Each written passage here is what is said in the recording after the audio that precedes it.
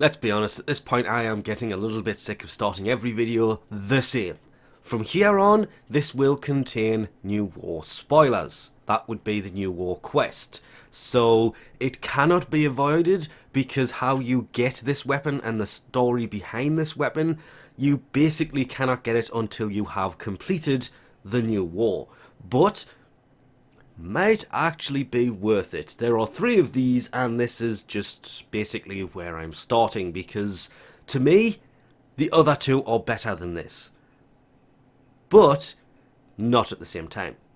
They all have weird effects to them, but the Korumm is basically where I'm going to start. After the New War, there are new bounties in the open world stuff, which means having to come in and do those. Though I strongly recommend, before you do that, remember to take your game mode off Steel Path if you have it on Steel Path, because I went in there and the Steel Path was still active. It didn't end too well. But they are basically the Norma bounties, and you can say it is the rare drop, which is a little bit annoying on one hand, not so much on the other. Just remember to take it off Steel Path, otherwise you're gonna have a bad. Being a polearm, on the other hand, throws it in with everything else, but it's a trident. So that basically means the only thing you can really compare it to would be the Sidon, which is slower, does have a little bit more puncture on it, but everything else is basically worse. Right up until you realise there's a Vacor Sidon that is technically does less damage but has a quicker attack speed, has a little bit more status, a little bit less crit but more crit multiplier, and it is very, very close between these 2. I'm going to ignore every other polearm for this, simply because Trident, which makes this thing basically a massively upgraded version of this. Or this, I'm going to say this, or, because of what happens in the New War, this would be the ancient version of. This could possibly be the original that the Sidon came from. It is possible, because there are things like this out there that, yeah, that's slightly better than this in every way, but the Orthos Prime exists, and that, because of the higher attack speed and the fact that the crit chance and the status is exactly the same, actually works out that the Orthos Prime might be slightly better than this, which is not something you want to say considering how old the Orthos Prime is. And there are other ones that it's a very tight field. I put all 4 of the dual elemental mods. At the moment it does have viral and radiation on it, simply because that's the order that they are in. You could swap those 2 middle ones round and have blast and corrosive.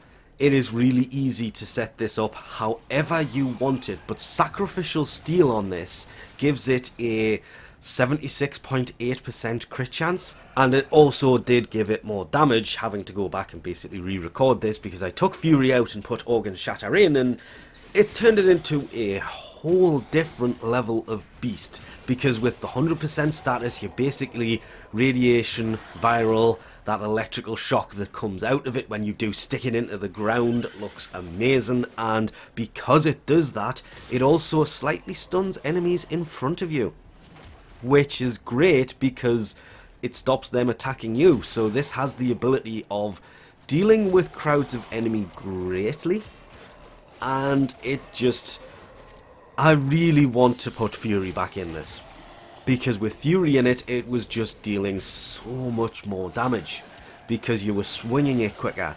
It is swinging it slower, but it is actually dealing more damage. That way, it just feels like it's dealing more because you're swinging it better. I've said it for a while. Melee weapons, they're kind of a bit slow. I can understand big things that are slow, big weapons, the two-handed swords, big axes, hammers, things like that. This is a stick with a blade on the end. The base speed of this should be 1.1 at least, and then they go up from there. A really slow one would be 1. The slowest one is 0.8 something, I do believe, which still puts this in the realm of It is kind of a fast melee weapon, it's just not fast enough for what I would have loved. Putting that ribbon on it, however, oh, that made it so much better without realizing it, because it added a tiny little bit of melee damage. It's not an amazing amount of damage that's added by the ribbon, but it adds melee damage. And it adds crit damage, increasing the crit multiplier. And it adds cold, and because this has viral on it, it increased damage everywhere. Hence, running Sacrificial Steel, because that increased the crit chance much better than True Steel. I nearly forgot the name of it there. I was going to say Organ Shatter for some reason, because True Steel is 120%, Sacrificial Steel is 220%. So if you can fit Sacrificial Steel instead of True Steel, it turns all melee weapons better. But that electrical that comes from this, yes, it may be hidden behind a quest, because them bounties do not appear to get the blueprint for this until you do the quest. Which is why I kind of picked them up early, because I put off doing the quest for a few days, so in that time frame I was basically leveling every single thing I could get my hands on. Because it wasn't a case of not ready for it, it was a case of when new quests come out, there are always little bugs and they fix them quickly, and I just waited for that. Plus, it will become obvious in the video that I actually did for it. It took me 6 hours to do that quest for, I'm just going to put it as other reasons. So the biggest downside to this weapon is simply down to the fact that it is behind the New War quest, which is the last quest in the storyline at the moment for Warframe. It is a long road to get a hold of this weapon. Yes, the blueprint for this is available from the Narma bounties. What I'm going to say on that front, that you can only access after the New War. More importantly is they are visible in the marketplace now. You can actually pick these up, and hands up, that is exactly how I got these.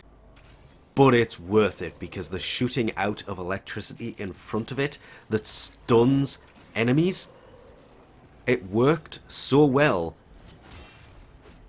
It really did make me want to think, out of the 3 new melee weapons that were added after the New War quest, that they would not mention in any notes anywhere, because technically it is a big spoiler, and I'm not mentioning where this comes into play in the New War quest, which I could, but that would be a catastrophic spoiler.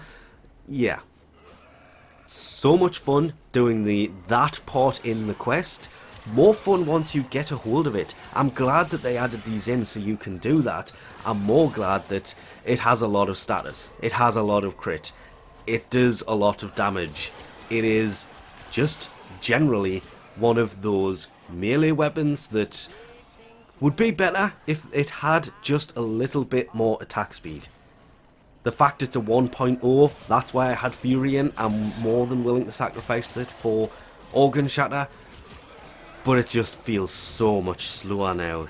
Kind of disappointing on one hand, but not on the other. Because its ability to electrify enemies in front of you, the fact that it does a lot of crits.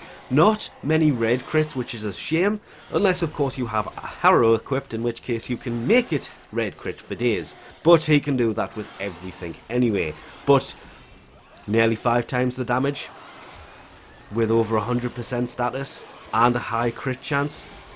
Oh yes, this thing did not disappoint in the slightest. The bounties were disappointing because it's a rare drop, so getting a hold of it will be a nightmare even after the quest, but hey, we'll leave this off here for now. Thanks for watching, and I'll catch you next time.